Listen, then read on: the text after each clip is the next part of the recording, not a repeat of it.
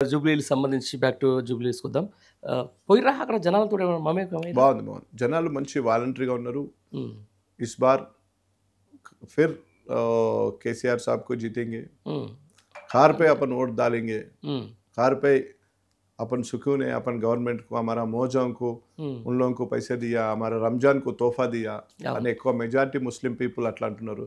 గరీబోళ్ళు కూడా సార్ మా బతుకమ్మ పండుగ వచ్చింది, మాకు చీరలు వచ్చినాయి, మాకు అన్ని విధాల సార్ మేమేం అడగలేదు, నా బిడ్డ పెళ్ళైంది, కళ్యాణ లక్ష్మి అని ఒక స్కీమ్ ఇచ్చి మాకు చెక్ ఇచ్చిండ్రు, వీళ్ళన్నీ తులం బంగారం ఇస్తారని దొంగ మాటలు చెప్పిండ్రు. తులం బంగారం వాళ్ళకి మార్కెట్ దొరకట్లేదా? బంగారం దొరకనప్పుడు 1,16,000 చెక్ ఇస్తున్నారు కదా, దానికి ఇంకో 60,000 70,000 లక్ష ఇంకో చెక్ ఇవ్వచ్చు కదా సార్ అని ప్రజలు మమ్మల్ని అడుగుతున్నారు. వేరే చిన్న చిన్న అమ్మాయిలు ఉంటే మాకు స్కూటీ ఇస్తాడు, ఇంకా స్కూటీ రాలేదు సార్ అంటున్నారు. ఇంకొకరు కొంచెం ముందు పక్కింట్లో అడిగితే మాకు 2,500 ఇస్తాడు నెలకు, ఆ 2,500 రాలేదు, మేము అక్కడ ఊర్లో మా అమ్మ వాళ్ళు అట్లా ఆశపడి ఓటేసిండ్రు మాకు 2,500 వస్తుందని. మేము ఆల్రెడీ 2,500 వస్తే వేరే చిట్టో గిట్టో కట్టుకుందామని చిట్టోతో కూడా మాట్లాడి పెట్టుకున్నాం.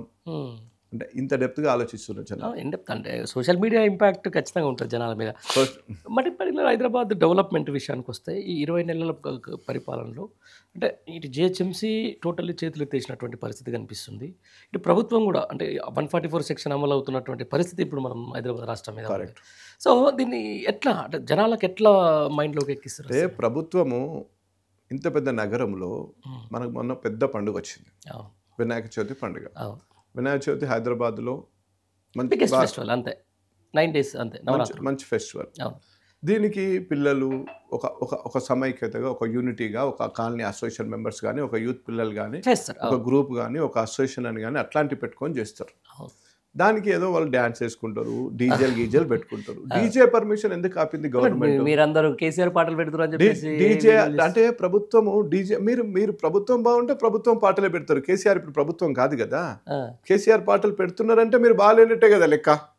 దానికోసం మీరు ప్రజల్లో పిల్లలు సంతోషంగా ఏదో 4 రోజులు అట్లా ఎగురుతారు. వాడు ఊకే ఫోన్లు పట్టుకొని కూర్చొని చూడకుండా, అటు చూడకుండా, ఎటు చూడకుండా మాట్లాడి కొద్దిగా హ్యాపీగా ఉంటాడు. వాడు ఫిజికల్ ఎక్సర్సైజ్ అవుతుంది. డీజే పెట్టుకుని డ్యాన్స్ చేసుకుని పాటలు పెట్టుకుంటామంటే వాళ్ళ డీజేను లేదనడు. ప్రతి పోలీస్ స్టేషన్ నుంచి ఎస్ఐ వచ్చుడు, అక్కడ సిఐలు పంపుడు, లేకుంటే వేరే వాళ్ళు కానిస్టేబుల్ వచ్చుడు, డీజేలు ఏం పెడుతున్నారు, ఎప్పుడు తీస్తున్నారు, వినాయకుడు ఎప్పుడు వస్తుంది, డీజే ఏమైనా పెడుతున్నారా, ఎంతమంది ర్యాలీ తీస్తున్నారు, ఎన్ని చేస్తున్నారు, ఇదేం ప్రభుత్వము?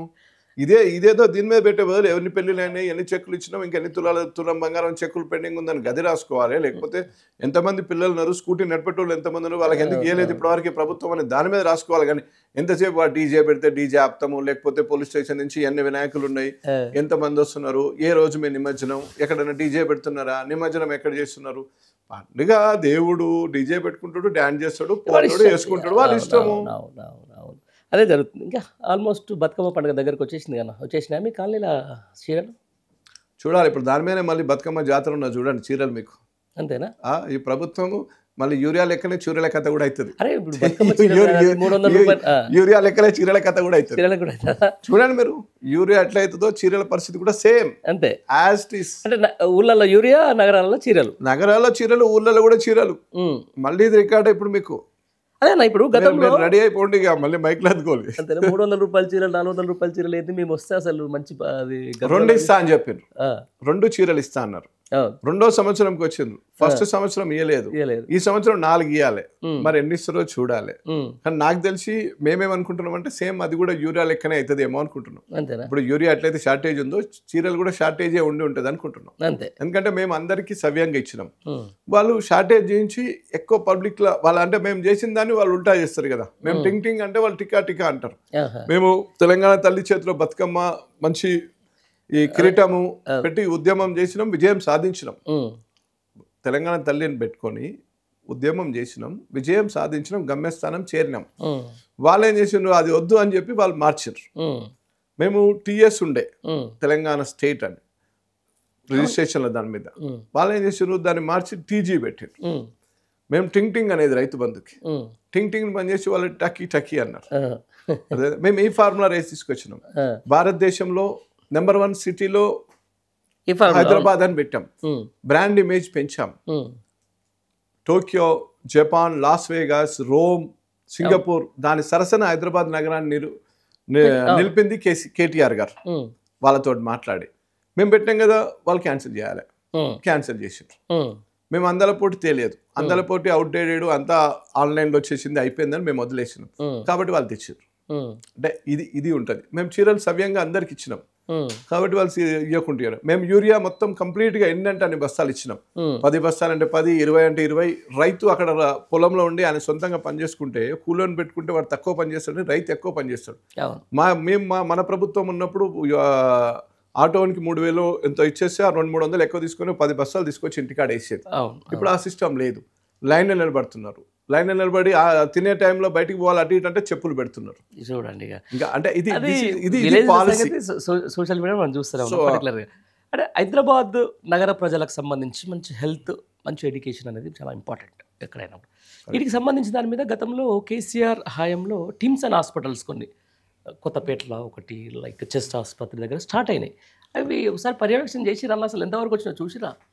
కేసీఆర్ టైంలో బస్తీ దవాఖానా అనేది హెల్త్ విషయంకి వచ్చింది. అవును, బస్తీ దవాఖానా తీసుకొచ్చింది కేసీఆర్ గారు. అప్పటి వరకు బస్తీలో దవాఖానా ఉంటుంది ఫ్రీగా ప్రజలకు, అంతే కదా. ఈ షుగర్ వాళ్ళకు, బీపీ వాళ్ళకు ఇవన్నీ ఏదైతే ఉందో దాన్ని 2017-18లో బస్తీ దవాఖానా పెట్టింది కేసీఆర్ గారు. బస్తీ దవాఖానా తీసుకొచ్చినాక నెక్స్ట్ సిటీ నలుదిక్కులో హాస్పిటల్ ఉండాలా, ఒక నిమ్స్ మీదనే లోడ్ పడుతుంది, ఉస్మానియా లోడ్ పడుతుంది, గాంధీ లోడ్ పడుతుంది అని చెప్పి నలుదిక్కులో ఉండాలని చెప్పి పెద్ద పెద్ద హాస్పిటల్ ప్లాన్ చేసింది, స్టార్ట్ చేసింది కేసీఆర్. అండ్ ఈ పెద్ద పెద్ద హాస్పిటల్స్ వస్తున్నాయి, డాక్టర్లు షార్టేజ్ ఉన్నారు, బడుగు బలహీన వర్గాలు చదువుకోలేకపోతున్నారు, పిల్లలు చాలా మంది మన గురుకులాల్లో మన దగ్గర చదివి వస్తున్నారు. ఈ ప్రొడక్షన్ ఏ విధంగా కంటిన్యూ చేయాలని చెప్పి 30 మెడికల్ కాలేజ్ తీసుకొచ్చింది కేసీఆర్ గారు. ఇది అంటే మెడికల్ దాని మీద ఇంత ఈ విధంగా తీసుకొచ్చి వైద్యం మీద ఈ ప్రతి ఒక్కటి ప్లస్ ఇంకోటి కంటి వెలుగు మీద ఇట్లాంటి ఈ ప్రతి ప్రోగ్రామ్ తీసుకొచ్చింది కేసీఆర్ గారు. ప్రతి ఒక్కరిని కన్న బిడ్డ లెక్క చూసుకుంది ఆరోగ్యంగా. ఎక్కడ కూడా అంటే ఇంకోటి కూడా ఇలా ఉన్నది, రాజశేఖర రెడ్డి గారు ఆరోగ్యశ్రీ చేస్తే దాన్ని శాసనసభలో దాన్ని మెచ్చుకొని దాన్ని ఇంకొంచెం అప్గ్రేడ్ చేసి పేరు మార్చొద్దు, పేరు ఉంచాలని చెప్పిన నాయకుడు కేసీఆర్ గారు. అది ఇట్లా రాజకీయంగా ఈ చిన్న కుచల బుద్ధి, నారో మైండ్ లెక్క ఆలోచన చేసి అదే ఆరోగ్యశ్రీ కదా రాజశేఖర రెడ్డి పెట్టింది కదా అది తీసేసి వేరేది పెడదాము, లేకపోతే తెలంగాణ శ్రీ పెడదాము, ఆ టైప్ కాదు. Broad thinking, broad mind. ప్రజలకు ఏం కావాలి, పెద్ద ఎత్తున ఇట్లా ఏది చేస్తే బాగుంటుంది. ప్రజలు ఆయన అడగరు, ఎవరు ప్రజలు అడగాల్సిన పని లేదు. ఒక తండ్రి ఒక పిల్లలకి ఏది ఇస్తాడో ఆ టైప్ నడిపించింది కేసీఆర్ గారు.